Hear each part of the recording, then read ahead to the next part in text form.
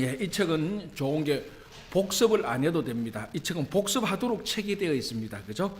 자, 오늘 20페이지 보면 됩니다. 20페이지 맞죠? 지난주 우리 19페이지까지 보통 이제 성경 공부할 때는 앞에 있는 것을 제가 잠시 요약하고 가고 이렇게 하는데 이거는 뭐 우리 그런 필요 없이 바로 하면 됩니다. 자, 20페이지 수역과 장소를 지도에 표시해 봅시다. 자, 지난 주간에 우리가 수역, 강, 바다, 아니 바다 그렇죠. 강, 바다 같이 배웠죠. 이스라엘 특별히 구약 성경을 공부하는데 우리가 뺄 수 없는 무시할 수 없는 게 그러니까 강과 바다였습니다. 그죠? 지중해가 있었고 갈릴리 호수 또는 갈릴리 바다가 있었고 요단강이 있었고 사해가 있었고 나일강이 있었고 메소포타미아 그 문명을 이루었던 유프라테스 티그리스 강이 있었고 또 이 두 강이 합해서 페르시아만으로 흘러가는 이런 것들을 보고 그 중요한 지역들이 이런 강들에 의하여서 지역들이 나누어졌습니다. 그죠? 자, 20페이지에 나오는 확인. 자, 수역과 장소를 지도에 표시해 봅시다. 이건 혼자 공부해도 충분히 되는 겁니다. 밑에 답이 있으니까. 그죠? 답이라기보다 그대로 하면 되지만 그래도 같이 한번 해보겠습니다. 자, 1번 뭡니까? 지중해죠. 그죠? 그렇죠. 자, 2번 그렇죠. 갈릴리 바다, 갈릴리 호수 또는 그죠? 3번 요단강, 4번 사해. 자, 5번은 저 밑으로 사해에서 사해산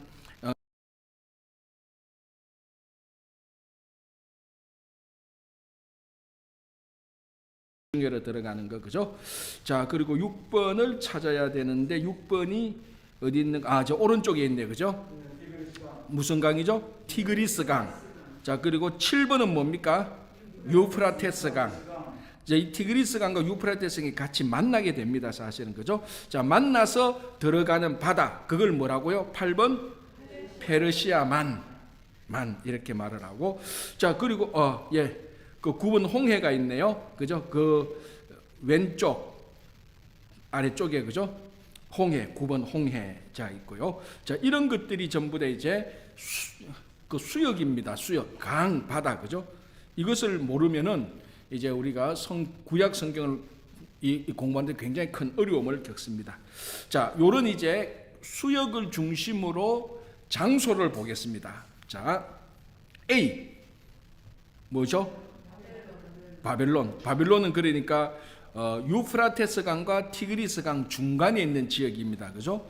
자, 요 지역이 이제 오늘 공부할 수 있겠지만 요게 창세기 11장에 나오는 시날 평지 지역입니다. 요 바벨론 지역이 시날 평지에 어떤 사건이 있었죠? 그 유명한 바벨론이니까 무슨 사건?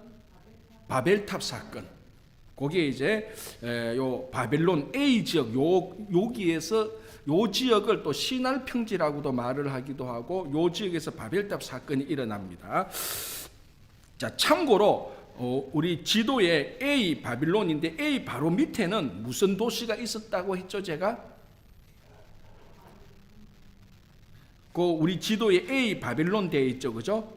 그걸 그 밑에 바로 그 밑에 그 점을 하나 찍으면 그 도시가 무슨 도시라고요? 그쪽 지역이 우르, 갈대아 우르. 자, 우르 그러면은 누가 생각납니까?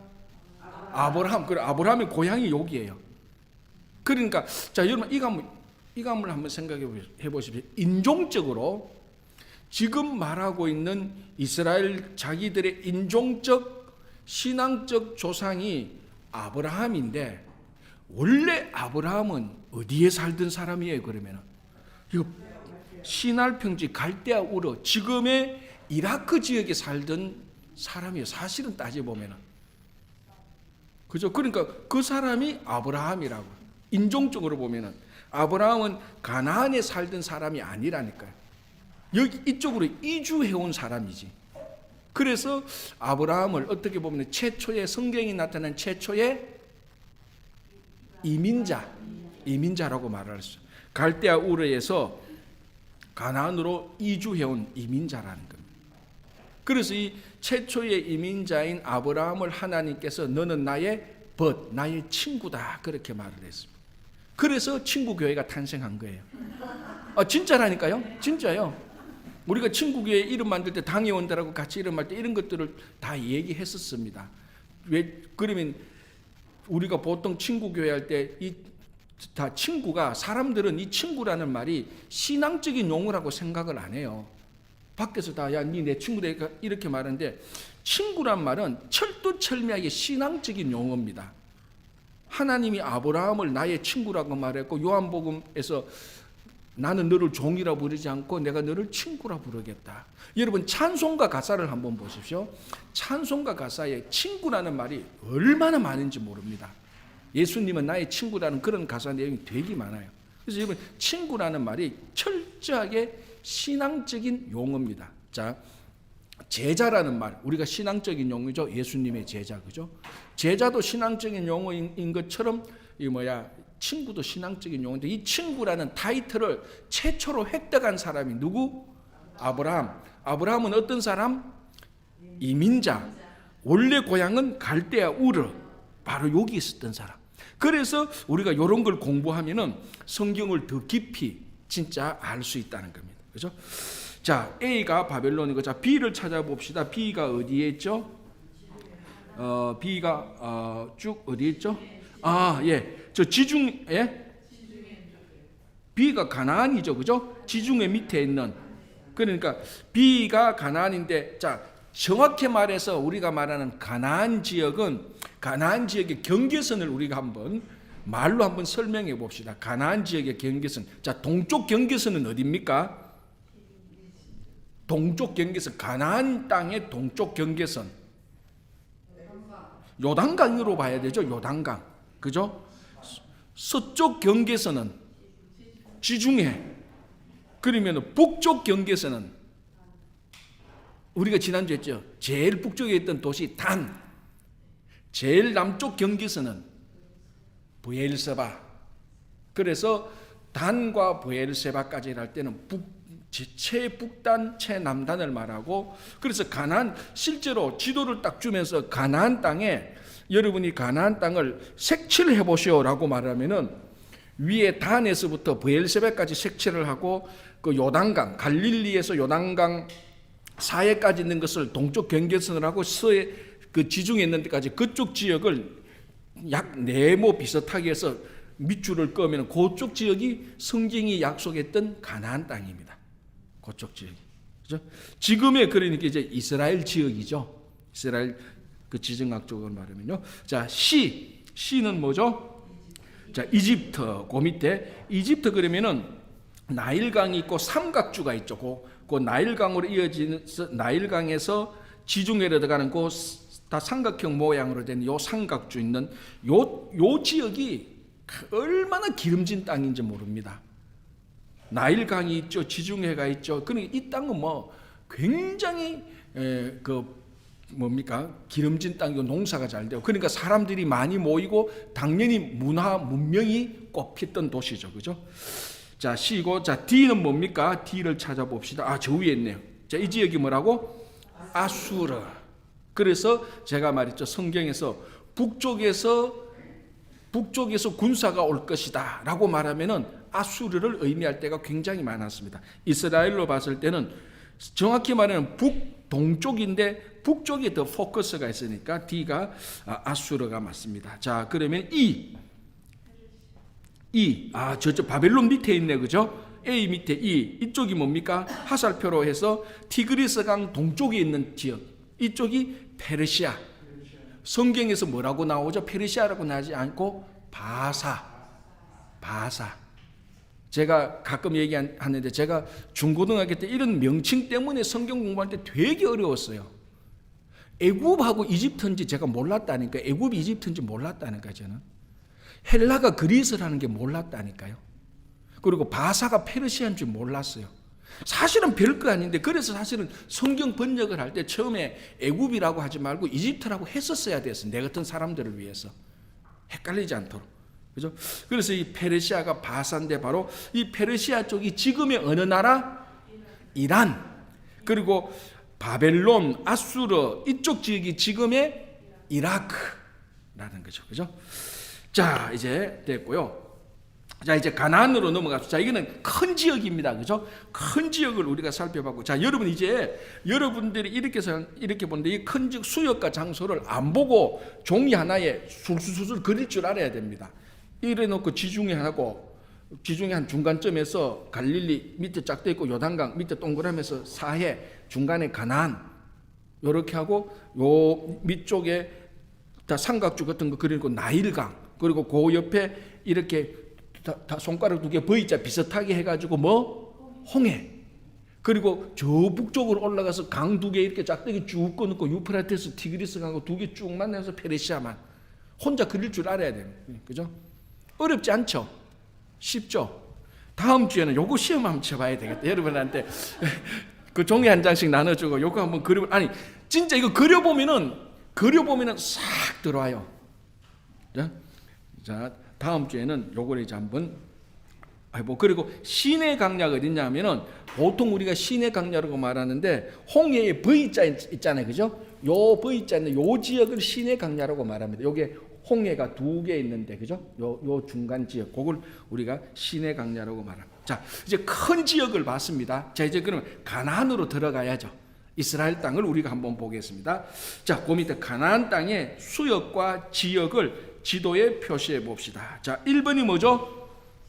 항상 1번은 지중해입니다. 그죠? 이제 지중해는 안 잊어버리죠. 자, 그러면은 이 지중해에서 서쪽으로 쭉 가면은 어느 나라들이 계속 나옵니까? 그리스가 나오고 로마가 나오는 거죠.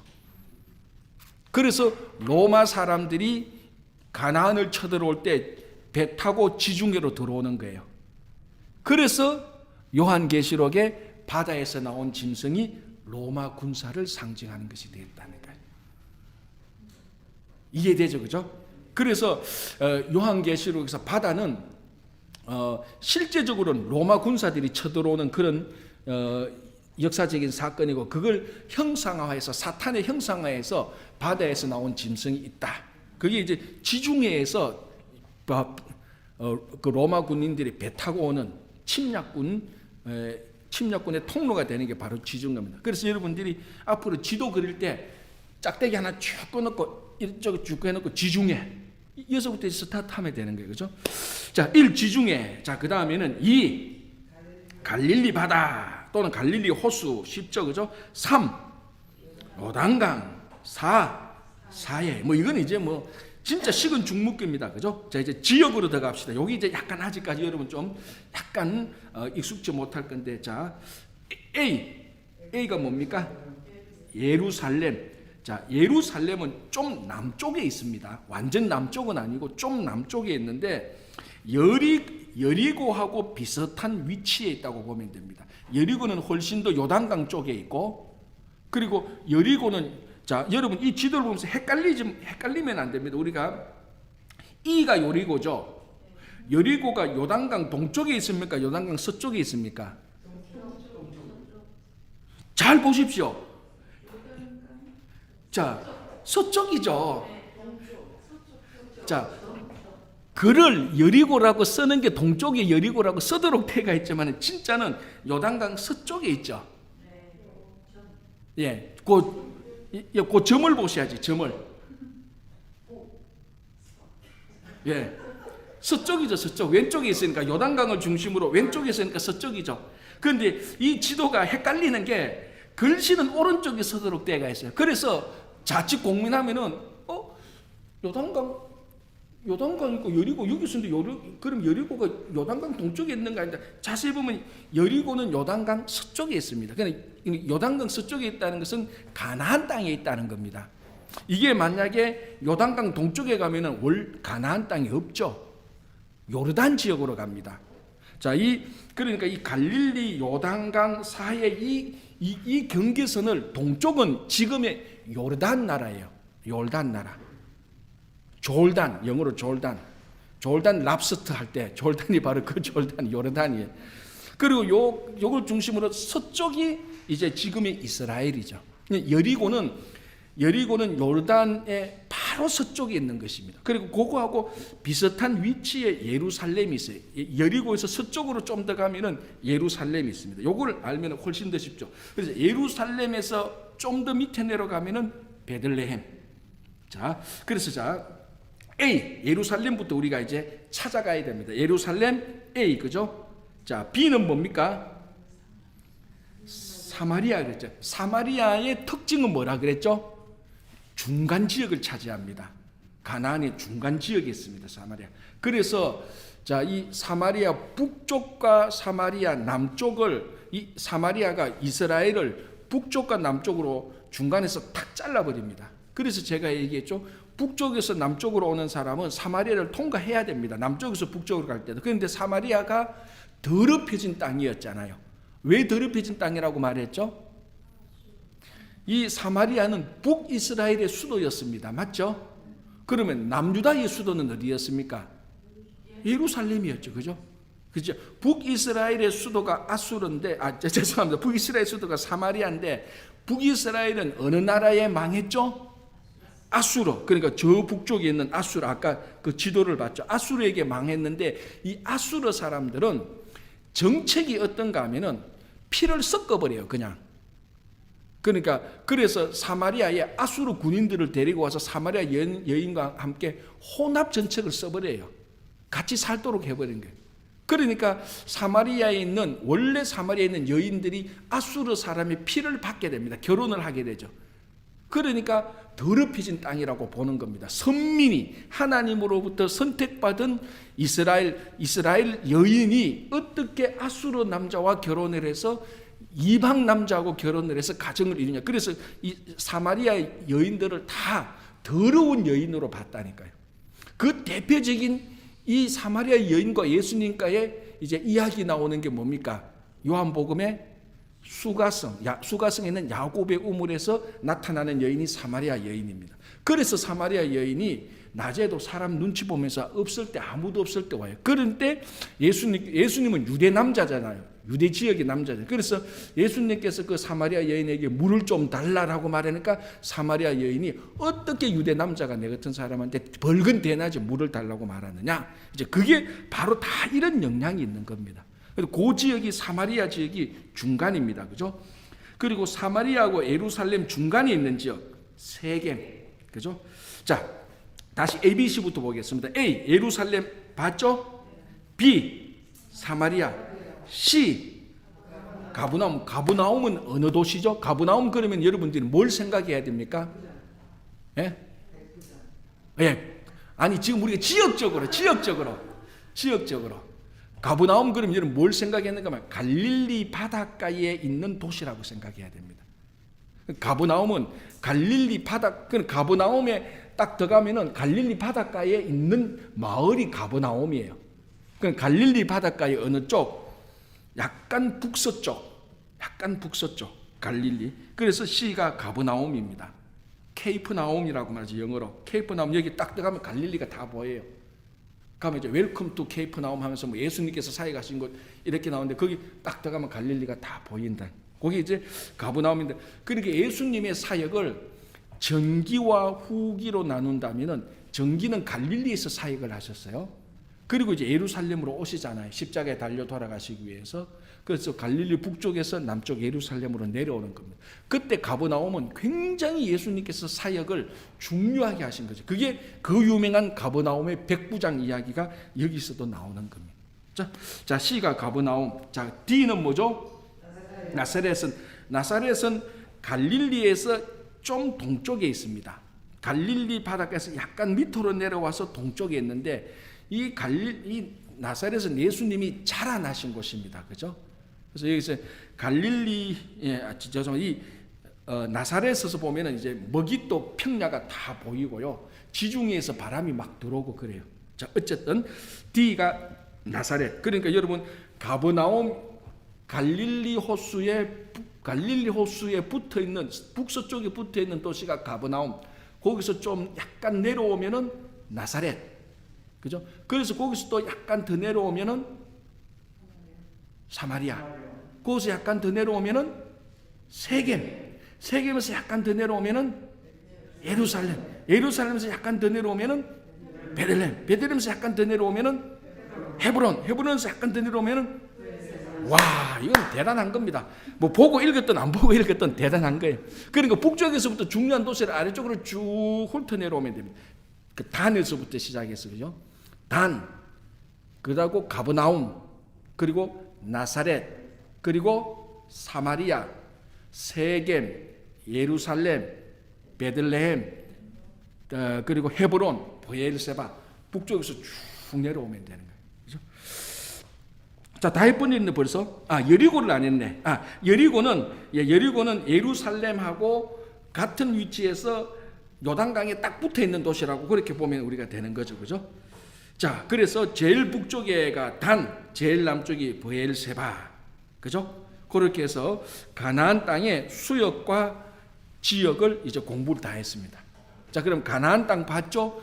가나안 땅 중심으로 큰 지역을 이제 다 본 거예요, 사실은.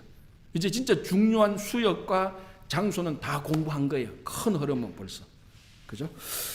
자, 그래서 여러분 집에 가셔서 이 20페이지에 있는 위에 지도와 아래 지도를 혼자서 그냥 한번 쭉 한번 그려보십시오. 치매 예방에는 최고입니다, 이게. 제가 볼 때 이게 최고의 치매 예방에는. 이거 하루에 한 번씩 그러면 치매 안 걸릴 겁니다, 진짜. 그죠? 그러면 또 있습니다. 근사는 그러면 또 그 다음 가면 지도하고 또 많이 있습니다. 여기 24페이지도 그림 또 있고요. 자, 21페이지 보겠습니다. 자, 지금은 우리가 새로운 공부하는 게 아니고 지난주에 했던 공부 복습입니다. 그러니까 이 책이 좋은 거는 여러분들이 제가 가르치는 게 아니고 같이 공부하는 책이에요. 같이 공부하는 책. 자, 성지의 기후 읽어가면서 한번 보겠습니다. 제가 약간 좀 읽다가 여러분한테 또 넘기겠습니다. 자, 성지의 기후 21페이지. 이스라엘은 애굽과 달리 아주 작은 나라이면서, 그러니까 여러분 이 이스라엘이 얼마나 작은 나라입니까? 우리가 살고 있는 미국하고 비교해 보시면 이건 뭐 퀸저 정도 되나? 이스라엘 땅 퀸저 정도 될 거. 퀸저보다는 크겠다. 퀸저보다는 크겠는데 5개 파이브 보로 합친 것보다 안 클 것 같은데 내 기분에. 그렇죠. 경상북도 강원도 맞아요. 그러면 경상북도가 큽니까? 우리 브롱스, 브루클린, 퀸저, 스테튼 아일랜드, 맨하탄에 합친 게 크겠습니까? 이게 더 크죠? 파이브 보로 합해는 게 더 클걸요? 크죠, 그죠? 그러니까 우리가 살고 있는 퀸저, 브루클린, 브롱스, 스테튼 아일랜드, 맨하탄 합쳤는 게 이스라엘보다 더 커요, 지금. 그러니까 이거 아주 조그만 나라네요. 아주 조그만 나라. 그죠? 그런데 이런 작은 나라인데도 벼룩이 간슬게 복잡한 것처럼 이 또 복잡해요. 자, 작은 나라면서 복잡한 기후를 가지고 있다.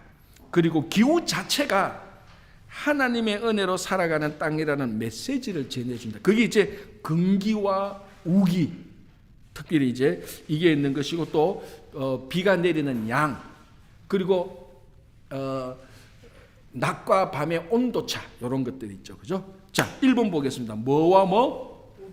우기와 금기. 자, 그 다음에 위에 1번이 우기입니까 금기입니까? 이게 11월부터 3월까지가 우기죠. 자, 그러면은 지금 이스라엘은 우기입니까 금기입니까? 이제 우기로 들어왔죠. 11월 달은. 그러니까 제가 지난주에도 말씀드린 것처럼 이제 우기로 들어갑니다. 3월 달까지 비가 오고 4월 달에 환절기가 되면서 5월 달부터 금기로 들어갑니다. 그래서 성지순례를 4월 달에 간다고 얘기하지 않습니까? 그때가 제일 좋은 날씨예요. 비도 안 오기 때문에 여행도 할 수 있고, 이제 아직 금기가 오기 전이니까 햇볕이 덜 따갑고, 그러니까 그때가 또 대체로 그 고난 주간이 있는 사순절 기간이니까 성지순례하기가 딱 맞다. 4월 달에 가면은 막 미어 터집니다. 어디 가도 다 미어 터져요. 그렇죠? 그래서 자, 11월 달부터 3월 달까지가 우기.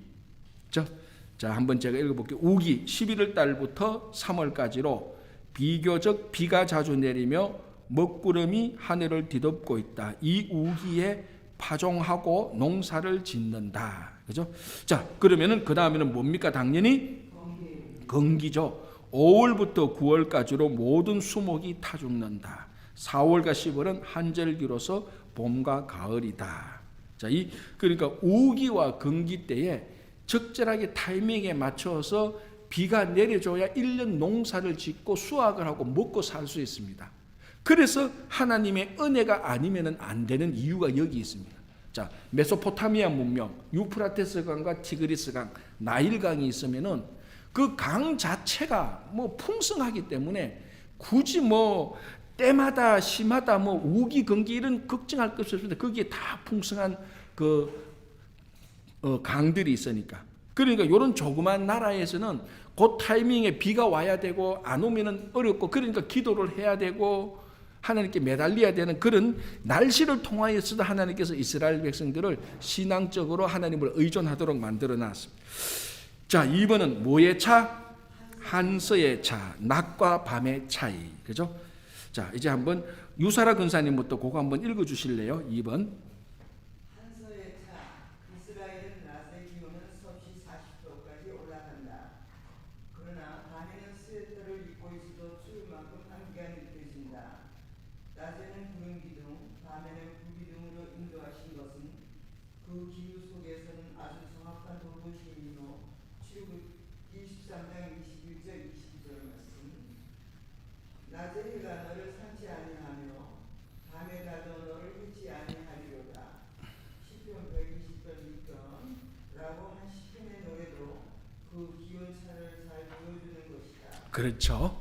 그래서 낮에는 무슨 기둥? 구름 기둥으로 섭씨 40도까지 올라가는 것을 시원하게 하고, 밤에는 아주 추운데 그걸 따뜻하게 하는 불기둥. 그리고 시편 121편의 순례 시편에 낮의 해와 밤의 달이 너를 상치 아니한다. 그게 이제 다 이게 한서의 차, 하루의 낮과 밤의 그 온도 차이로 인한 나온 겁니다. 이 상황이 적절히 맞죠. 이게 사람이 여러분 체감 온도 때문에 춥다고 느끼는 거죠, 그죠?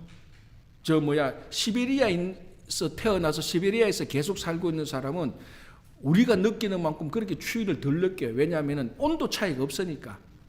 그런데 낮에 덥다가 밤에 약간만 추워도요, 온도 차이, 체감 온도가 굉장히 차이가 심하게 느끼기 때문에 추위를 많이 타고 그때 감기 다 걸려요. 시베리아에 있는 사람보다 여기 있는 사람이 낮과 밤의 온도 차가 더 심한 게 이럴 때가 감기 더 많이 걸린다. 그러니까 이 날씨가 우리말로 하면 아주 안 좋은 날씨예요. 낮에는 짧은 옷 입었다가 밤에는 외투 입어야 되고, 그죠? 자, 비. 송금민 권사님 한번 읽어 주실래요? 비, 이른비, 우기의 초에 오는 비를 이른비라고 하며, 이 비가 와야 파종이 가능하다. 건기 동안 돌같이 굳어진 땅에 이른비가 내리면 비로소 땅을 갈아 엎는 것이다. 늦은 비, 우기 말미에 오는 비를 늦은 비라고 하며, 이 비는 곡식을 증산시키는 비이다. 신명기 11장 14절. 만일 늦은 비가 제때 오지 않으면 이것은 큰 재앙이다. 자, 여기서 제가 그 질문 하나만 하고요. 자, 9월 달에 오는 비는 이른 비입니까? 늦은 비입니까? 9월 달에 오는 비가 이른 비입니까? 늦은 비입니까? 이른 비죠. 백투스쿨 하는 거 생각하라니까, 미국의 신학기 시작하는 거 생각하라. 그 9월 달이 신학기가 시작하니까 9월 달에 오는 비가 이른 비, 봄에 오는 비가 늦은 비. 그거 헷갈리죠. 계속 해도 헷갈려요. 그러니까 가을비가 이른 비예요. 가을비가 이른 비, 봄비가 늦은 비. 우리는 봄비가 이른 비인데 봄비가 늦은 비예요. 가을비가 이른 비예요. 오케이. 자, 계속해 주시기 바랍니다. 비가 내리는 유형, 이슬비, 소낙비, 폭우, 장마비 등 여러 유형의 비가 내리며 때로는 엄청난 폭우가 왔을 때 순간적으로 홍수가 나기도 한다. 마가복음 7장 25절, 열왕기상 18장 45절. 예, 여기 이제 비가 차곡차곡 우리 말하면은 착하게 오는 게 아니고 엄청 올 때는 막 퍼부어 버립니다. 그러니까 이게 비 피해가 굉장히 많이 받을 수 있어요. 그래서 마태복음 7장 25절은 무슨 내용입니까? 예수님의 비유의 마지막이죠. 예수님 비유가 예수님의 산상수훈, 마태복음 5장, 6장, 7장인데 산상수훈의 마지막은 무엇으로 끝납니까? 반석 위에 지은 집과 모리 위에 지은 집 비유로 끝이 납니다. 모리 위에 지은 집은 내 말을 듣고 행하지 않는 사람, 반석 위에 지은 집은 내 말을 듣고 행하는 사람. 그래서 모래 위에, 자 여러분 생각해보세요. 모래 위에 지은 집이 무너지면은 안 짓죠. 모래 위에 지은 집이 서 있으니까 짓는 거예요. 그래도. 근데 비가 뭐 이슬비가 와도 그 집은 안 무너져요. 근데 폭우가 오면은 그 집이 무너져 버린다. 그래서 그런 일상적인 삶 속에 살고 계셨던 예수님께서 그 이른 비와 늦은 비, 그리고 폭우, 비가 오면 폭우처럼 오는 그런 일상적인 삶 속에서 그런 비유가 나온 겁니다. 그죠? 자, 예, 그 다음에 비의 이용, 농사에 그대로 이용하기도 하지만 웅덩이를 파서 빗물을 저축하기도 한다. 레위기 2장 13절. 레위가 아니고 예레미야. 예레미야. 예. 예레미야 2장 13절. 이것을 시스턴이라고 합니다. 예, 시스터는 뭐냐면 실제로는 우기 때 비를 받아놓고 건기 때 사용하려고 하는 물 웅덩이를 파놓은 겁니다. 우리말은 웅덩이 파놓고 거기 밖에 뭐 시멘트나 이런 걸 발라놓은 거예요. 그래서 아니 그래야 그 물을 저장하죠, 그죠? 그런데 우리 예레미야 보면은 너희들이 하는 일은 물을 저장하지 못하는 웅덩이를 판 거다. 헛수고했다는 거죠. 그때 나오는 게 그 웅덩이가 시스턴, 바로 물을 저장할 수 있는 그거를 말하는 겁니다. 자, 4번 이슬, 예, 이미옥 집사님 읽어주실래요? 이스라엘은 비가 젖은 대신에 이슬로 농사를 지을 정도로 이슬이 많이 내린다. 신명기 33장 28절, 시편 133편 3절. 이슬이 내리는 지역은 주로 평야 지역이며 이슬이 내리지 않는 것은 곧 저주이다. 예, 하나만 그래 이 이슬을 비하고 같다고 생각하면 돼요. 비하고 같다고 생각. 예, 다음에 이 바람도 한번 읽어주실래요? 바람, 동풍, 공기에 불어오는 바람으로 아주 뜨거운 바람이다. 초목을 마르게 하며 우물을 마르게도 한다. 배해, 지중해에서 부는 바람, 큰 비를 몰고 오는 바람이다. 예, 자 바람이거든. 자 하나 더 얘기할게요. 앞에서 했던데 성경에 지중해라는 단어가 나옵니까? 안 나옵니까? 안 나와요. 그러나 대해라는 말로 나옵니다. 그죠? 자 여기에 이제 중요한 말이 있습니다. 그 다음에 수고하셨습니다. 우리나라 아닌 낯선 곳의 지리와 기후를 공부하시느라고 얼마나 힘드세요. 그러나 기억합시다. No pains, no gains. 수고하지 않으면 얻는 것도 없다. 자 페이지를 넘깁시다. 구약 이야기. 이제 본론으로 들어가기 시작합니다. 구약 이야기인데요. 참 역사 속에 나타나신 하나님 아와 비아의 투쟁이다, 신처, 아놀토 이런 건 다 무시하고요. 거기에 구약의 중요한 10개 시대로 바로 넘어가겠습니다. 그건 여러분들이 한번 읽어보시고 앞에 거는요. 구약의 중요한 10개 시대. 자, 얼굴 드시고. 자, 10개 시대 시작했습니다. 창조 시대부터 제가 하나는 가르쳐요. 창조 시대. 1. 창조 시대. 자, 눈 뜨세요. 1. 2. 3. 4. 5. 6. 7. 8. 바벨론 포로 시대 그죠? 9. 10. 됐습니다. 이 보시 공부하니까 되잖아요. 그죠? 하긴 옛날에 다 공부 잘했는데 그죠? 자, 구약의 중요한 10개 시대, 창조 시대. 자, 이제 앞으로 이제 이 10개 시대를 계속해서 설명해 나가요. 계속해서 살을 덧붙여서 설명해 나갑니다. 창조 시대. 자, 김태하 권사님 한번 꼭 읽어 주실래요? 창조 시대 내용을요. 예. 그 밑에 역사 속에 나타나는 그 밑에 구약의 10개의 시대에서 1번 창조 시대 한번 읽어 주실래요? 예. 창조로부터 아브라함 이전까지의 시대로 왜 하나님께서 아브라함을 택하시게 되었나, 즉 왜 이스라엘을 택하시게 되었나를 설명하는 부분이다. 이스라엘의 역사 이전의 나라 역사라 해서 원 역사라는 말을 쓴다. 창조부터 주전 2000년까지. 예, 잘했습니다. 요건 이제 창조 시대인데 요걸 이제 우리가 좀 어려운 말로 원 역사라고 합니다. 역사 이전의 역사라고 해서 좀 왜냐하면 요 창조 시대의 역사는 오늘날 우리가 살아가는 이런 삶의 환경하고 많이 차이가 납니다. 그죠? 예를 들자면 수명부터가 차이 납니다. 이때 보통 600년, 700년 사나요? 보통 사는 게 제일 오래 산 사람이 몇 살? 969살. 그 사람 이름이 뭐라고요? 모두셀라. 예. 아담이 몇 살까지 살았을까요? 930년. 아까 나온 거죠. 아마 그런가요? 맞죠. 아담이 900살. 그러니까 보통 살아도 900년, 뭐 600, 짧게 산 사람은 600년. 그러니까 오늘날 우리가 사는 수명하고 다른 삶의 환경에서 사는 거예요.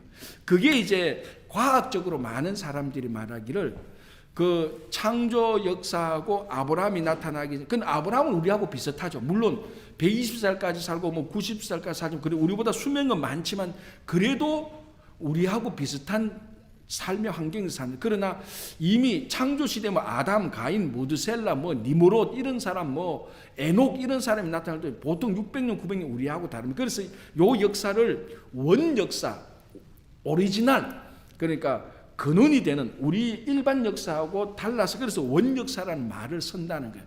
그래서 많은 사람이 이런 원 역사하고 아브라함 때하고 갑자기 아브라함 때는 120살로 수명이 확 줄어버려요. 갑자기. 왜 그렇게 해요? 그게 이제 많은 사람들이 과학적으로 밝히기는 노아 홍수 심판으로 인한 이 지구의 여러 가지 환경 변화였다라고 얘기를 합니다.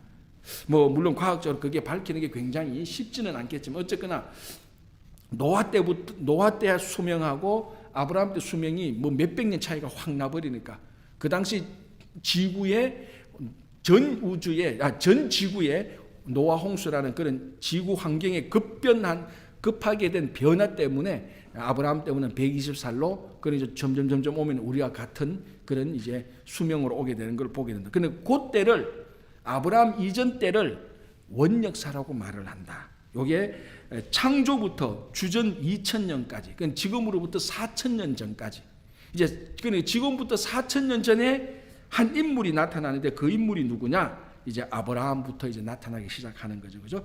자, 그걸 이제 창조 시대라고 말을 하고, 창조 시대는 하나님께서 아브라함을 택하시게 되는 근본 배경을 말해 줍니다. 그죠? 자, 이 창조 시대는 뭐가 어떤가 하면 하나님께서 모든 인류를 대상으로 이렇게 상대하고 있어요. 그러니까 이렇게 보면 쉽게 보면. 그러나 아브라함 때부터는 하나님께서 아브라함을, 그러니까 요거하고 똑같아요. 학교 선생님이 그 자기 반에 60명이 있는데 그 반에 반장도 없고 부반장도 없어요. 그냥 나 선생님이 나와서 야 너희들 내일 우리 운동회 하자 이렇게 하고 그냥 가는 거예요. 그리고 선생님이 와서 야 내일은 너가 야 2분단 청소해 이렇게. 그래 선생님 혼자 학생들을 다 전체로 상대를 해요. 근데 이러니까 사람들이 말을 안 들어. 학생들이 말을 안 들어. 그래서 선생님이 머리를 쓰는 거야. 야 어떻게 요 사람들을 우리 클래스를 다룰까? 반장을 세우자. 그래서 내가 모든 하고 싶은 말은 반장을 통해서 하도록 하자. 반장이 학생들한테 말하고, 그럼 반장은 또 부반장을 세우고 그렇게 해서 하자. 그래서 하나님께서 반장을 선택해. 누구? 그게 아브라함이란. 아브라함을 통해서 그래서 이스라엘 민족 하나를 세우는 겁니다. 민족 하나를 세워서 온 열방이 그 민족을 바라보도록. 요 민족이 그래서 하나님께서 선택한 민족의 본이 돼야 되는 거죠. 요 민족을 선택하기 위해서 또 하나님께서 아브라함을 선택했네. 왜 아브라함을 선택하느냐? 그게 이제 아브라함 그러니까 창조 때부터 아브라함까지 역사를 보니까 하나님께서 역사를 다루시는 방식이 바뀐 거예요. 그리고 또 하나님께서 아브라함을 선택해서 이스라엘 민족을 세워서 하나님께서 그 구원의 역사를 하다가 또 하나님께서 방법을 바꿉니다. 이제는 어떻게 합니까? 예수님을 보내서 하도 안 되니까 하나님께서 자기 독생자를 보내서 구원하도록. 그래서 누구든지 예수를 믿으면 구원을 받도록. 그렇게 해서 구원의 역사가 이루어지는 겁니다. 그러니까 아브라함이 나타나기 전까지, 창조 때부터 아브라함 나타나기 전까지 요 역사를 창조 시대, 또는 우리가 아주 아카데믹한 말로 하면은 원역사 이렇게 이제 얘기를 하는 거예요. 자, 그 다음에 족장 시대. 김수정 장님 한번 읽어주실래요? 족장 시대. 이스라엘 민족으로 형성되기까지의 4대에 걸쳐 족장들의 이야기로 일명 믿음의 조상들의 시대라고 할 수 있다. 예, 요 기간이 300년입니다. 자, 이 족장 시대에 4명의 인물이 나타나죠. 자, 누구죠? 아브라함, 이삭, 야곱, 요셉까지. 그러니까 아브라함부터 창세기, 그러니까 정확히 말하면 창세기 11장 끝부분부터 창세기 끝까지 이야기. 요 기간이 몇 년? 300년. 아브라함이 120년 살고 뭐 요셉이 170 몇 세, 죄송합니다. 야곱이 뭐 137세 요렇게 살고 쭉 하면은 300년. 그러니까 창세기 11장 37절 11장 끝부분부터 창세기 50장까지 300년. 그 시간, 그것을 족장 시대. 요 족장 때에 우스라는 곳에 또 다른 인물이 한 사람이 있습니다. 누구? 욥. 욥은 가나안에 살고 있었던 사람이 아니에요. 우스라는 땅에 이 아브라함, 이삭, 야곱 못지않게 이런 걸출한 인물이 하나 있었으니 그 이름을 욥이라고 하는데 나중에 욥기의 인물이 그 인물. 그래서 욥기가 창세기 때 족장 시대의 인물이었다는 거예요. 그렇죠? 자, 이제 3번 이德상 장님 한번 읽어 주실래요? 출애굽과 광야 시대 400년간의 애굽 노예 생활에서 해방되어서 약속의 땅으로 들어가기까지의 훈련받는 기간으로 하나님을 예배하는 민족으로 준비 기간이라 할 수 있다. 40년간. 예, 자, 출애굽과 광야 시대는 40년입니다. 그러면 잘 보십시오, 여러분. 창세기 50장하고 출애굽기 1장 사이에 몇 년의 시간이 있습니까? 그렇죠. 400년. 요셉이 가나안에 들어가고, 요셉이 애굽으로 들어가고 그 형제 야곱과 그의 자녀들이 다 애굽에 들어와서 살면서 그 자손이 자손을 낳고, 그리고 이제 애굽의 바로 왕 또 그 왕이 왕을 낳고 왕이 왕 자손을 낳아서 요셉을 모르는 바로 왕이 나타납니다. 자, 바로라는 말은 애굽의 왕을 바로라고 지칭을 해요. 그러니까 바로는 누구의 이름이 아니고 이거는 일반명, 그러니까 고유명사입니다. 애굽의 왕을 바로 파라오라고 말을 합니다.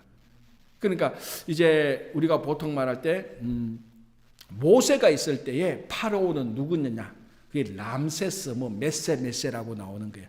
자, 어쨌거나 창세기 50장하고 출애굽기 1장 사이에는 안 보이는데 400년간의 노예 생활이 있습니다. 근데 그거는 별로 기록이 없어요. 그냥 400년간 노예 생활을 합니다. 어떻게 보면 이런 것도 침묵 시대라고 볼 수 있죠, 그죠? 우리가 그래서 400년이 지나고 이제 그 400년 동안 이스라엘 백성들이 그래서 종살이하면서 계속해서 기도합니다. 하나님 힘들어 죽겠어요. 살려주세요. 그래서 400년 지나고 하나님께서 때가 되어서 이제 모세를 이 땅에 보내는 거죠. 그게 이제 출애굽과 광야 시대입니다. 출애굽과 광야 시대는 40년입니다. 그죠? 광야를 헤매고 방황하고 하는 게 여기 40년입니다. 이 출애굽 시대는 구약 시대에서 가장 중요한 역사적인 사건입니다. 역사적인 사건. 그래서 지금 그래서 제가 늘 말하자면 이사야로부터 말라기까지 선지자들이 하나님을 생각할 때마다 출애굽 이야기를 꺼냅니다. 하나님이 어떤 분인가를 늘 한번 생각해봐라. 출애굽을 생각해봐라. 거기 하나님께서 너희들을 얼마나 사랑했냐. 그게 자기 삶의 그 이스라엘 민족의 정체성을 이루는 사건이 출애굽 사건입니다. 자, 이게 뭐하고 비교하는가 하면은 우리 옛날 어르신이라기보다는 우리 할아버지 때만 해도 손주 손자들 오면은 반드시 이 이야기를 해야 이야기가 끝나. 무슨 이야기? 6.25 전쟁 이야기. 뭐 이런 얘기 저런 얘기 해요. 손자가 할아버지 집에 가서 할머니 집에 가서 언제 집에 오느냐? 6.25 이야기가 끝나야 집에 와요. 그게 밤 11시든 그 다음 날이든. 이 손자는 할아버지 할머니한테 6.25 이야기를 못 듣고 집으로 안 듣고 집으로 갈 수가 없어요. 들어야만 집으로 가. 그런데 신기한 것은 할아버지 할머니는 30년 6.25 얘기를 했는데 늘 할 때마다 처음 하는 것처럼 해. 그러면서도 30년 전에도 울었고 지금도 울어. 그 얘기를 하면. 왜 그렇겠어요? 자기 삶을 형성한 것이 6.25 전쟁이니까. 자기도 모르게 그 이야기 무슨 얘기를 해도 결국 그 이야기를 해야 돼. 무슨 얘기를 해도 그 이야기를 해야 돼. 예를 들어서 밥 먹다가도 내 전쟁 때는 이렇게 좋은 거 먹었나? 이런 거 못 먹었지. 옷을 입다가도 전쟁 때 우리가 이런 옷을 입었나? 뭘 해도 유기하고 다 연결시키는 거예요. 그게 왜냐면 그 사람이 정체성이거든요. 이스라엘 백성이 그랬다니까요. 선지자들이 그랬어요. 뭘 해도 하나님을 생각하면 출애굽 사건이에요. 뭘 해도. 그래서 여러분 출애굽 사건 이후로 보면은 지긋지긋하게 출애굽 얘기가 나옵니다. 여러분들이 별 근성 없이 그냥 읽어가서 그렇지. 호세아, 아모스, 이사야, 예레미야 전부 다 출애굽 얘기 다 해요. 시편도 보면은 출애굽 이야기를 얼마나 많이 한 줄. 그만큼 출애굽은 이스라엘을 형성하는 이스라엘의 가장 중요한 사건이 되는 겁니다. 그걸 통해서 하나님께서 자기들을 구원시킨 그 구원의 역사의 줄기가 이스라엘 그 출애굽에서 나옵니다. 그래서 바벨론 포로 갔다가 돌아온 사건도 우리는 아까 여기서 포로 귀환 시대라고 말했잖아요. 그런데 출애굽을 하면 어떻게 말해야 되니까 제2 출애굽이라고 말해야 돼요. 세컨 엑소더스라고 말. 그래서 자 창조 시대, 족장 시대, 그리고 출애굽과 강야 시대. 요 출애굽은 퍼스트 엑소더스예요. 나중에 자 그리고 뭡니까? 정복 시대, 그리고 사사 시대, 다니엘 왕국, 분열 왕국, 바벨론 포로, 바벨론 기한이 아니고 세컨 엑소더스라고 말을 하는 게 더 정확해요. 더 정확해요. 그래서 이스라엘 구약 성경에는 출애굽 사건이 사실은 두 개가 있는 겁니다. 하나는 애굽에서 나온 거고 하나는 바빌론에서 나온 거고. 그렇죠? 그래서 이 출애굽은 너무너무 중요한 겁니다. 우리 할아버지 할머니한테 6.25처럼 일제시대처럼 너무너무 중요한. 그게 출애굽 강야인데 요게 40년 딱 걸쳐 40년 동안. 그렇죠? 자, 다음에 정복시대 제가 읽어볼게요. 약속의 땅을 정복해가는 과정으로 각 지파별 기업이 형성되는 시기다. 여기서 이제 사실은 자세히 보면 지파별로 갈등이 있어요. 당연한 거 아니겠어요, 그죠? 12지파가 땅을 나누고 사는데 사이좋게 살 리가 없지요. 갈등이 막 일어납니다. 그 중에 이제 리더십을 발휘하는 두 지파가 눈에 보여요. 어느 지파와 어느 지파? 에브라임 지파와 유다 지파가 보여요. 그래서 나중에 남북으로 나눌 때 에브라임 지파 중심으로 10지파, 남쪽에는 유다 지파와 베냐민 지파만 남쪽에 남게 돼요.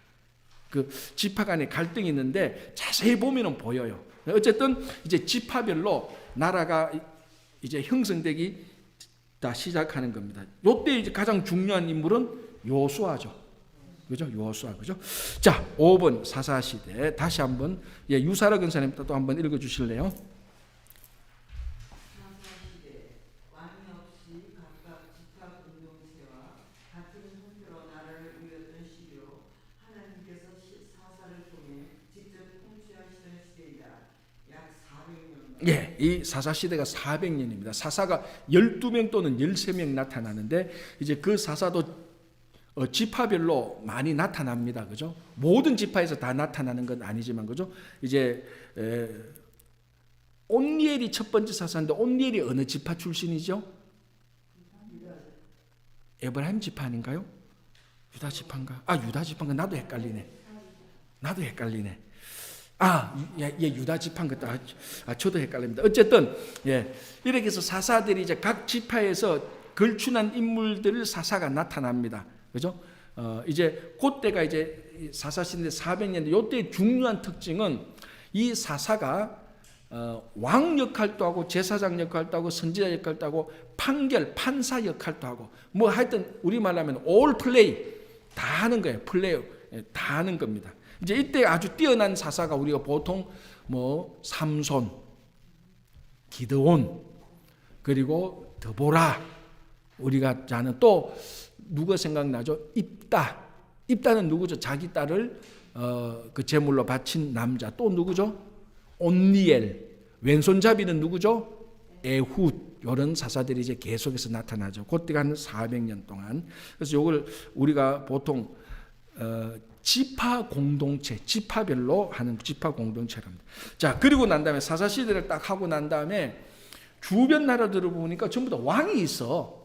왕이, 우리만은 왕이 있고 국무총리가 있고 장관들이 있고 장군들이 있고, 딱 나라를 보니까 나라가 조직이 딱 갖춰야 되는데, 자기들은 평소에 놀다가, 이스라엘에서는 평소에 뭐 왕도 없고 아무것도 없다가 이방 민족이 쳐들어오면 하나님께서 그때 따라서 이 사사를 세워주고, 그러니까 자기들이 볼 때도 우리가 살고 있는 이 나라가 아주 좀 원시적이라고 생각을 했겠죠. 저렇게 세련됐는데. 그래서 이제 사무엘 때 우리에게 왕을 주소서라고 요구를 하는 겁니다. 그때 하나님이 말하죠. 왕이 없어서 왕을 달라는 게 아니고, 하나님이 사실은 왕이었는데 자기들이 하나님의 간섭을 받기 싫어서, 이제 사무엘은 자기가 실망했죠. 내 리더십이 안 되는가 하니까 하나님께서 사무엘에게 말하기를, 너 리더십이 모자라서 말하는 게 아니고, 저 인간들의 마음이 원래 하나님의 간섭을 싫어하기 때문에 왕을 세워서 자기들이 왕 세워서 자기들끼리 잘해먹고 잘 살려고 하는 거다. 그런데 왕을 한번 세워줘봐라. 분명히 너 후회할 거다. 그럼에도 불구하고 왕을 요구하기 때문에 왕을 줍니다. 그 첫 번째 왕이 사울 왕이죠. 그죠? 자, 그래서 6번 단일 왕국 시대로 들어갑니다. 제가 읽을게요. 왕정 국가로 출발하여 영토나 국력에 있어서 전성기를 이루기 시작합니다. 자, 사울은 아니었지만은 다윗과 솔로몬, 그러니까 단일 왕국 시대는 사울, 다윗, 솔로몬이죠. 그래서 다윗과 솔로몬 때는 뭐 정말로 그 주변의 모든 나라들이 다 부러워할 정도로 부유했고 강대했고, 솔로몬은 특별히 지혜가 있어가지고 저 아프리카 시바 여왕이 솔로몬의 지혜를 배우려고 먼 길을 여행하고 재산을 가지고 올 정도만큼 유명세를 떨치던 그런 때였습니다. 그게 한 120년간. 그래서 최고의 전성기는 사실은 겉으로 보면은 솔로몬 초기 때가 최고의 전성기예요. 겉으로 보면. 그러나 나라의 그 구조나 이런 걸 보면은 다윗 때가 최고로 좋았던 때죠. 그래서 늘 얘기하지만 지금 또 이스라엘 국가에 삼각형 두 개 이렇게 합쳐놓은 그 육각형 별, 그게 바로 다윗의 별입니다. 그래서 이스라엘 국가에 그 다윗의 별을 해놓고, 자기들이 회복해야 될 땅은 다윗이 차지할 때 가지고 있었던 경계선. 지금 또 많은 시오니스트들, 시온주의자들은 머릿속에는 거기 있어요. 예를 들어서 시온주의자를 만나서, 그럼 당신들이 원하는 땅은 어디요? 당신들이 말하는 땅은 어디요? 그러면 다윗 때 차지했던 땅을 다 우리에게 주시오라고 말을 합니다. 그 사람들. 그죠? 자, 어쨌거나 뭐 시온주의를 지금은 다 설명하는 게 아니고, 단일 왕국 시대 때 다윗 때 그만큼 번성했고, 솔로몬 초기 때는 더 번성했어요. 사실은 이 솔로몬 때 더 번성했던 이유는 다윗이 많이 준비했던 것이고, 또 초기 때는 솔로몬이 너무 잘했어요. 그죠? 타락하기 전까지. 자, 그 다음에 7번. 다음에 자, 송건영 선생 한번 읽어주실래요? 7. 분열왕국 시대. 북이스라엘과 남유다로 나뉘어서 각각의 길을 가던 시대로 점점 하나님을 떠나가다가 멸망한 시기였다. 북이스라엘 약 200년간, 남유다 350년간. 예, 자, 남과 북이 동시에 나눠집니다. 그죠? 그러니까 솔로몬 왕이 죽고 난 다음에 르호보암이 왕이 됩니다. 그런데 르호보암이 왕이 될 때에 이제 어떤 일이 생기면, 우리 열왕기를 보면은 솔로몬 왕이 노년에 뭐 솔로몬 성전을 세우고 막 이러면서 백성들을 확 쪼옵니다. 세금도 많이 내고 노동도 많이 하고. 그래도 그때까지는 그래도 참을만 했어요. 백성들이 힘들지만은 억지로 참았어요. 그리고 솔로몬이 죽고 난 뒤에 르호보암이 왕이 되었을 때 사람들이 찾아와서, 우리가 당신이 선친 때 너무 힘을 많이 썼고 우리가 세금도 많이 냈으니까 이제 우리 좀 살도록 하자. 지금 나라도 번성하고 이제 부유했으니. 그런데 르호보암이 그 말을 못 들어주면서 나라가 나뉘어집니다. 그래서 남쪽과 북쪽으로 나뉘어지는데, 이게 북쪽에 10지파가 가는 거죠. 자, 이걸 보면 우리 정치적으로 뭘 알 수 있습니까? 그만큼 여론이 안 좋았다는 겁니다. 이때 르호보암이 풀어줘야 되는 거예요. 그때는. 왜냐하면 나라도 부유하고 풍성하고 부유하고 풍성한데, 야, 너희들 그동안 수고했다. 좀 풀어줄게. 그래 이제 세금도 좀 감면해주고 우리 다 먹고 산다. 세금도 감면해주고 이제 뭐 좀 자유롭게 해라. 그렇게 해야 되는데 이 르호보암이 젊은이들 자기하고 똑같이 망나니 짓을 했던 젊은이들 얘기를 듣고 오히려 더 쪼아야 된다. 이렇게 말해서 더 쪼다가 나라가 나뉘어지는데 10대 2로 나뉘어져요. 10대 2로. 그러니까 여론이 굉장히 안 좋았다는 거죠. 그래서 나라가 북이스라엘과 남유다로 나눠졌는데 북이스라엘의 왕이 몇 명? 19명. 전부 다 나쁜 왕. 남쪽에는 20명의 왕. 그 중에 한 6명에서 8명은 좋은 왕. 제일 좋은 왕 2명은 누구? 히스기야와 요시야. 제일 좋은 왕 남유다예요. 그죠? 그래서 북이스라엘이 먼저 망합니다. 아수르에서 망하고 150년 동안 남유다는 더 지탱하다가 바벨론에 의해서 망하는 거죠. 그죠? 이제 그게 바로 분열 왕국 시대입니다. 그래서 여러분 이런 연도는 좀 외우는 게 좋습니다. 북이스라엘이 언제 망하는가 하면 기원전 721년. 그리고 남유다는 언제 망하는가? 기원전 586년.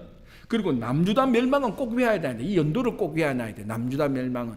여러분 역사 공부할 때 중요한 연대 몇 개는 꼭 외워놔야 돼. 그래야 거기에 기둥을 세우고 그 기둥 사이에 무슨 일이 있는가를 나중에 그 뼈대를 잡을 수가 있습니다. 그 중에 중요한 거 하나가 남유다가 멸망했던 연도 BC 586년. 요거는 참 중요해요. 그리고 70년 뒤에 무슨 일이 생기죠? BC 516년에 제2성전이 건축 완공이 돼요. 그러니까 BC 586년 남유다가 멸망했다는 것은 공식적으로 예루살렘이 완전히 멸망했던 날이에요. 그럼 예루살렘이 멸망했다는 것은 제1성전 솔로몬 성전이 완전히 무너졌던 연도가 586년의 기원전. 그로부터 정확히 70년 뒤에 제2성전이 다시 재건됩니다. 요게 우리가 지지난주 봤던 그때 학계, 스가랴 이런 선지자들이 나타나서 성전 빨리 지어라. 왜 안 짓느냐? 짓다고 왜 멈췄냐 할 때 그때의 이야기입니다. 그죠? 거기 이제 분열 왕국 시대가 나오는데 하여튼 중요한 것은 기원전 586년에 남유다가 멸망합니다. 그리고 자, 남유다가 멸망할 때 제가 계속했다 얘기했지만 예루살렘이 1차, 2차, 3차에 의해서 멸망돼요. 한 번만에 와서 예루살렘 다 멸망시킨 게 아니고 한 번 와서 어느 정도 멸망시키고 또 어느 정도 있다가 바벨론 왕이 또 멸망시키고 3차에 바벨론의 느부갓네살 왕이 와서 완전히 다 멸망시켜요. 그게 1차, 2차, 3차로 멸망되는데 똑같이 바벨론에서 돌아오는 것도 1차, 2차, 3차로 돌아와요. 그러니까 외우기가 쉽죠. 바벨론 또 1차 멸망, 2차 멸망, 3차 멸망인데 1차 멸망은 기원전 605년, 2차 멸망은 기원전 597년, 3차 멸망이 기원전 몇 년? 그렇죠. 586년. 요걸 이제 공식적으로 예루살렘 멸망 연도로 잡습니다.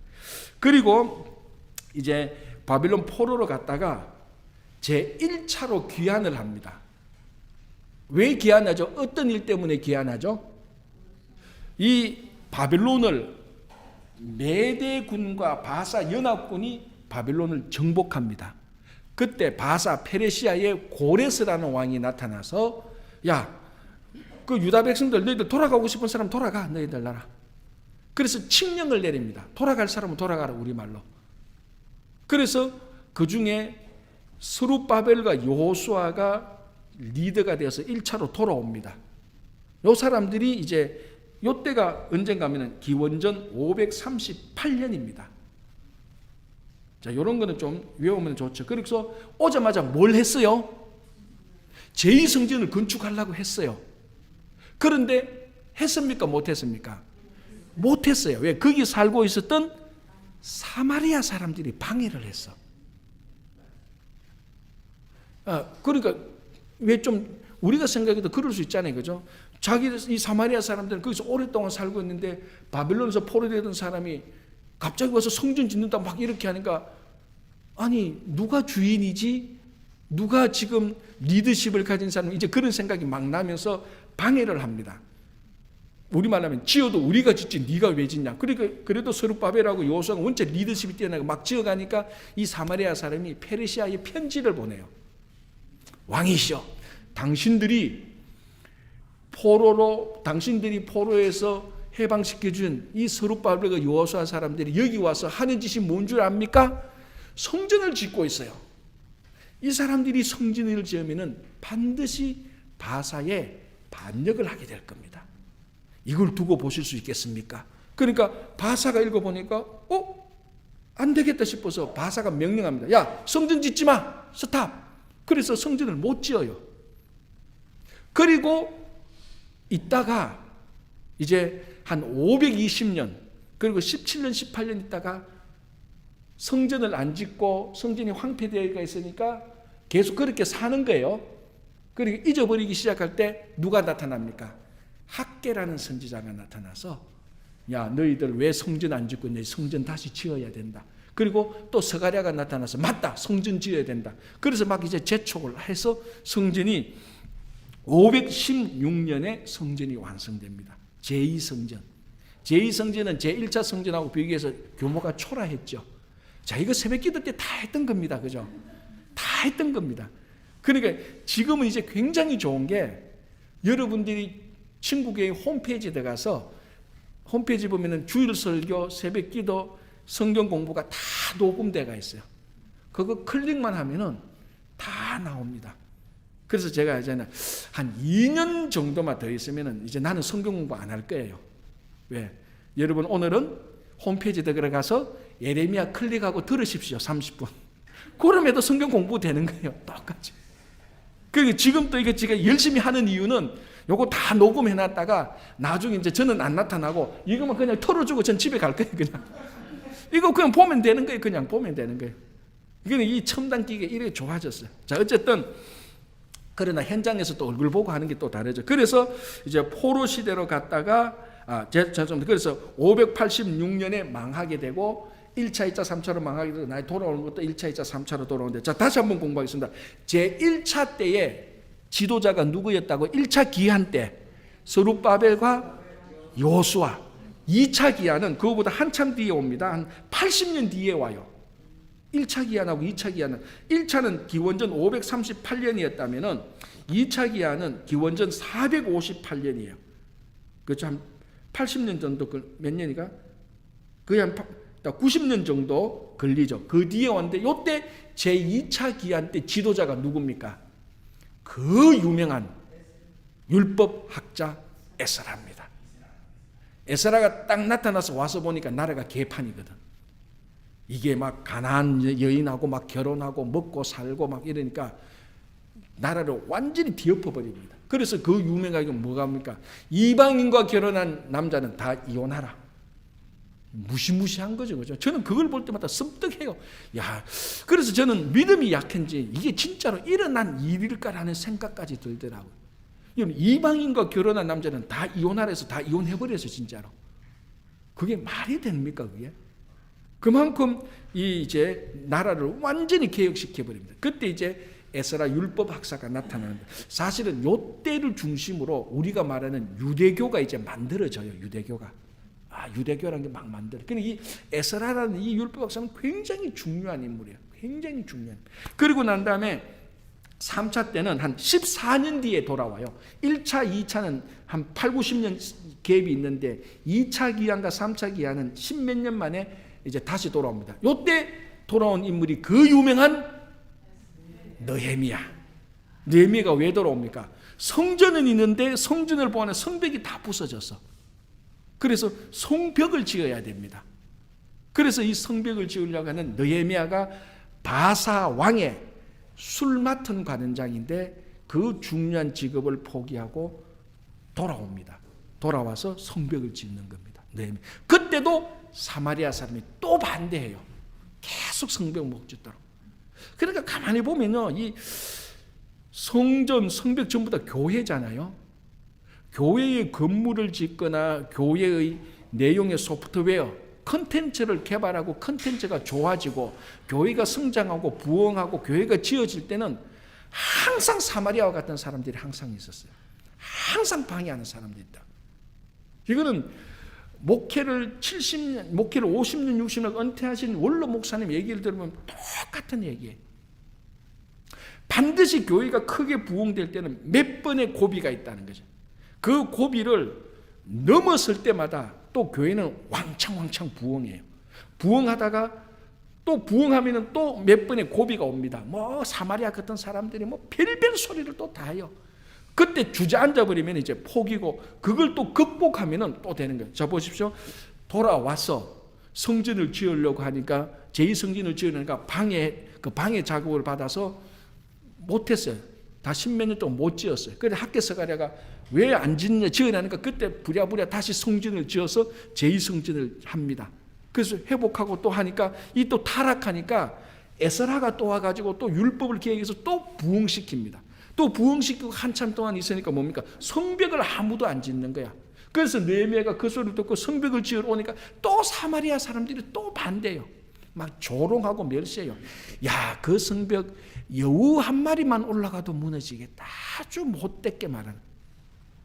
이게 모든 공동체에 이렇게 말하는 사람이 항상 있다니까요. 직장도 그렇고 교회도 그렇고 국가도 그래요.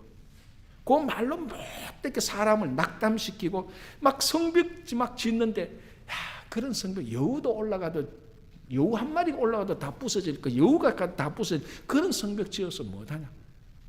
완전 우리말로 하면 찬물기 얻는. 그러나 느헤미야는 강력한 리더였으니까 그런 말이 우리말로 하면 무시하고 그냥 성벽을 확 40일 만에 성벽을 다 지어놓은. 그게 이제 바로 포르기안 시대에 일어나는 일입니다. 그죠? 그리고 난 다음에 400년간, 다시 400년간 긴 침묵이 됩니다. 왜 침묵 기간이라고요? 선지자가 없었으니까. 그리고 400년간의 침묵을 깨고 나타난 선지자가 있었으니 그 이름도 유명한 세례 요한입니다. 자, 그럼 이 400년 동안에 선지자의 메시지는 없었지만 엄청나게 많은 역사적인 일들이 일어납니다. 페르시아가 다스리고 있었는데 이 400년 동안에 헬라가 다스리고, 헬라가 가운데 로마가 다스리고, 로마가 다스리는 바로 그때 예수님께서 나타나는 겁니다. 근데 로마는 인류 역사의 모든 법과 제도와 건축을 다 완성한 국가가 로마입니다. 그렇게 말해도 틀린 말이에요. 유럽의 모든 문화는요 다 로마 문화예요. 가보면. 그래서 이런 말이 있습니다. 유럽을 여행할 때, 자 이건 들은 말이에요. 로마를 제일 마지막에 관광하라 그래요. 로마부터 딱 보고 가면요, 이거 다 로마에서 본 거네. 다 로마의 아류들이에요. 시시해서 못 간대요. 그래서 로마를 제일 마지막에 가는. 로마부터 가서 로마를 다 보고, 로마를 공부 다 하고, 다른 데 가도 전부 다 로마 거예요. 다 로마 거예요. 그만큼 로마는 역사적으로 보면 가장 위대한 제국이었어요. 그때에 베들레헴에 예수님이 탄생하는 거예요. 아이러니하잖아요. 그죠? 역사적으로 가장 위대할 때 진짜 왕 메시아가 베들레헴에 나타나는 거예요. 그게 이제 신약으로 들어가는. 그래서 오늘은 여기까지 침묵시대하고, 이제 다음 주에는 또 확인하고 그림 공부하고 넘어가겠습니다. 오늘 23페이지까지 하겠습니다. 어이구, 오늘 많이 예쁘네. 포르기안 하다가 오늘 10분 더 갔습니다. 제가 기도하고 마칠게요.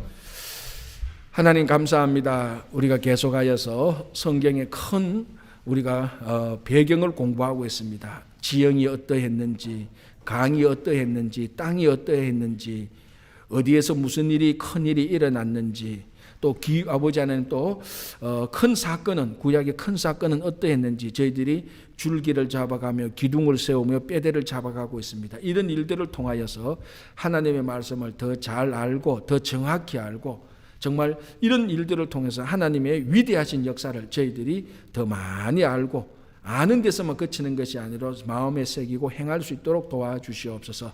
우리들의 마음과 우리들의 입술과 귀를 학자처럼 잘 알아들을 수 있도록 도와주시옵소서. 예수님 이름으로 기도합니다. 아멘.